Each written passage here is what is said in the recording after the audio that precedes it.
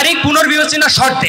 আসলে আমাদের এই যে নির্বাচন কমিশনার, এটা হচ্ছে প্রথমে যখন প্রস্তাবিত কমিটি ঘোষণা করা হয়েছিল 1.5 মাস আগে, সেটাই কিন্তু পরবর্তীতে 1.5 মাস পরে এসে এটা পূর্ণাঙ্গ কমিটি ঘোষিত হয়েছে। 1.5 মাস তাদের এই যে প্রস্তুতি কমিটি ঘোষণার আগে কিন্তু আমাদের একটা ডেডলাইন ঘোষণা ছিল। সেই ডেডলাইন ঘোষণা অনুযায়ী 27 তারিখে ডেট বলা হয়েছিল। আমরা মনে করেছিলাম যে এই প্রস্তুতি কমিটি তাদের প্রস্তুতিটা সম্পন্ন করেছেন, চূড়ান্ত করার পরও তারা তাদের দুর্বলতার প্রকাশ দেখিয়েছে যেদিন আমাদেরকে মিটিংয়ে বসেছে।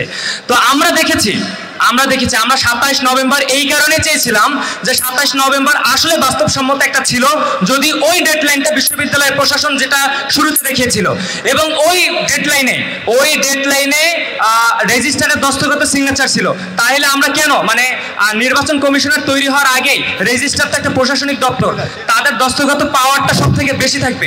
তাই আমরা মনে করেছি যে আমাদের এই দাবিটা যৌক্তিক ছিল। কিন্তু কালকের যে প্রশ্নটা এসেছে, সাংবাদিকরা সেই মুহূর্তে আমাদেরকে প্রশ্ন করেছিল যদি 22 ডিসেম্বর নির্বাচন হয় তাহলে আমরা অংশগ্রহণ করব কিনা।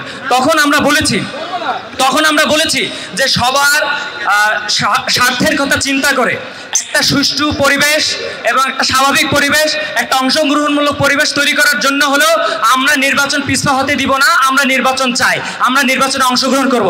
তবে যেই কোটেশনটা বলা হয়নি সেটা হচ্ছে তারিখ পুনর্বিবেচনা শর্তে, এটা আমি অ্যাড করে গেলাম। ধন্যবাদ সবাইকে।